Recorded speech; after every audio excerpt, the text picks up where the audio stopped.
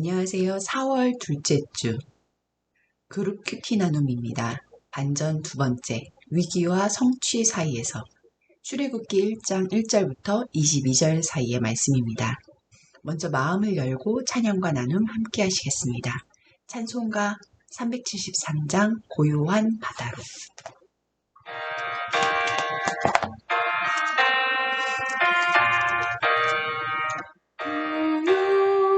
고요한 바다로 찾아고 향할 때 주에게서 문주시니 참 감사합니다. 그 물결이 일어나 마시지 못하는 이브마루에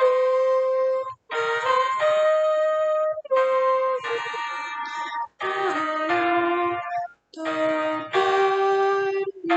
환영합니다. 애국전 들이시니 쉬었게 하시고 내 주여 오늘 밝게 하소서. 이 세상 고락한 주 뜻을 받고 내 맘이 지었을 때 큰 믿음 주소서.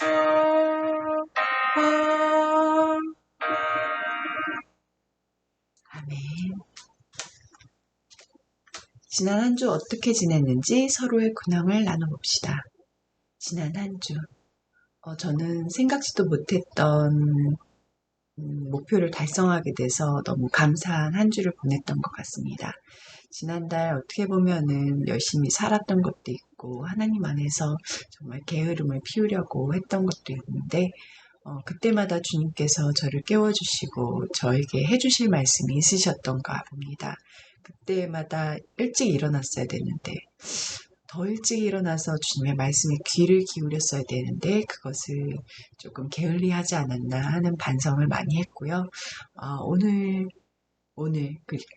그리고 이번 주 그리고 이번 한 달을 시작하면서 지난달과 같은 그런 잘못은 하지 말아야겠다 그런 생각을 많이 했습니다. 출애굽기의 서두는 반전의 연속입니다. 하나님의 약속대로 이스라엘 자손은 제국이 위협을 느낄 정도로 번성합니다. 지금까지 호의적이던 땅은 돌연 압제의 땅이 되고 제국은 노동 착취와 유아 살해를 통해 이스라엘 자손을 학대하기 시작합니다. 그러나 바로의 이스라엘 말살 계획은 믿었던 산파들의 불순종으로 실패하고 맙니다. 반전의 연속, 이제 출애굽의 때가 이르렀다는 전조입니다. 마음 다해 말씀과 나눔 함께 하시겠습니다. 먼저 출애굽기 1장 1절부터 22절까지의 말씀을 드라마 바이블 어플 통해서 함께 들어보실게요. 제1장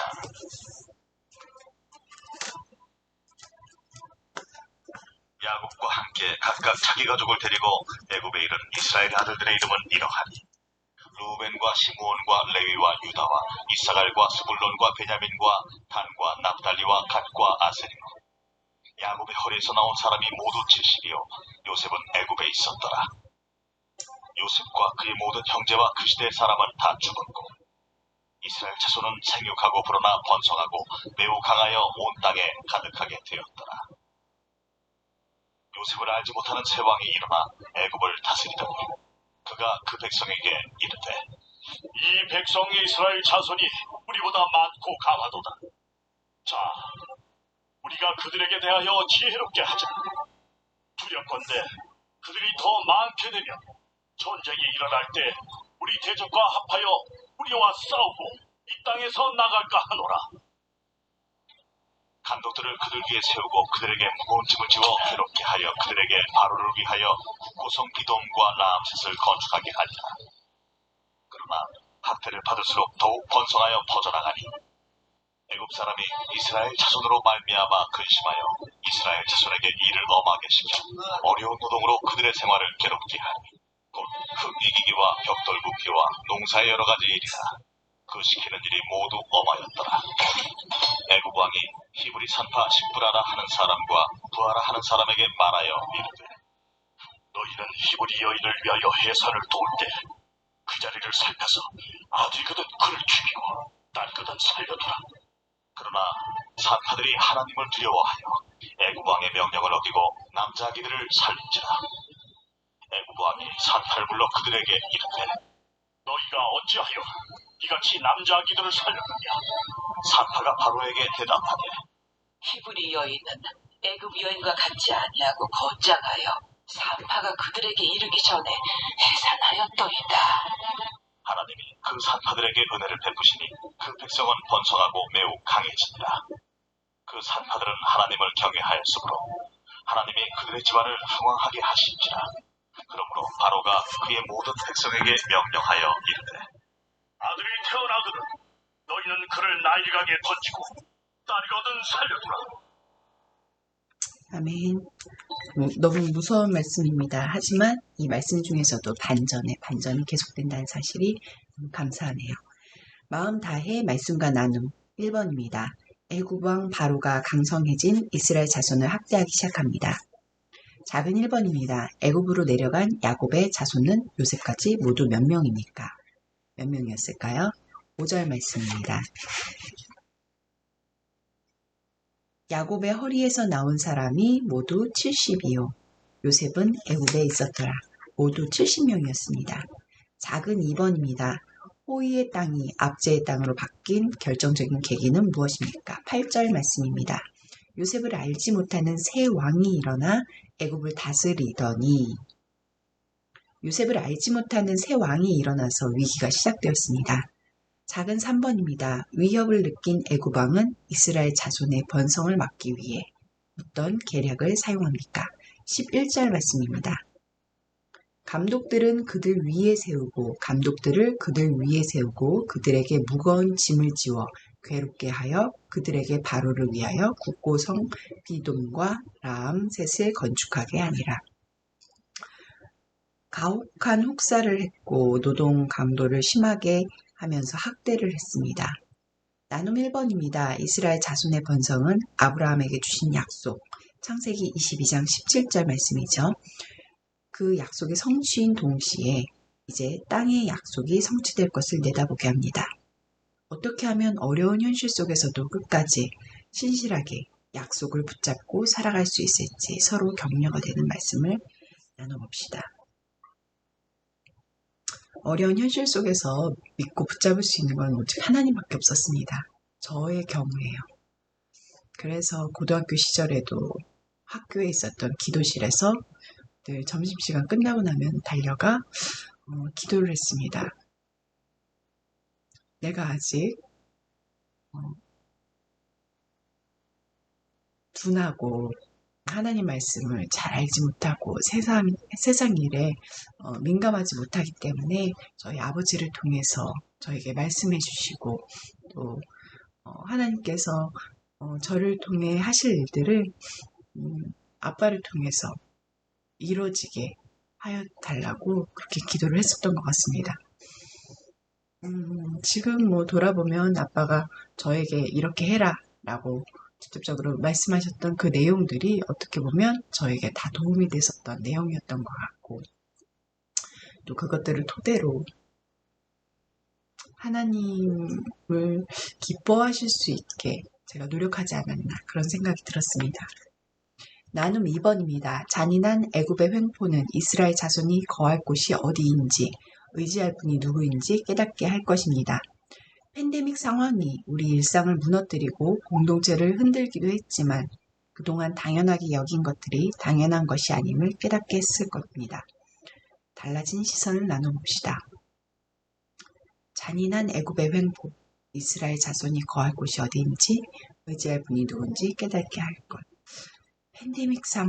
지금의 팬데믹 상황이 우리 일상을 무너뜨리고 공동체를 흔들기도 했지만 그동안 당연하게 여긴 것들이 당연한 것이 아님을 깨닫게 했을 것입니다. 하나님을 믿고 있다는 것이 정말로 좀 당연하다고 생각했는데 어떻게 보면 지금 코로나 시기로 교회들이 핍박받는 그런 상황에 놓이게 됐습니다.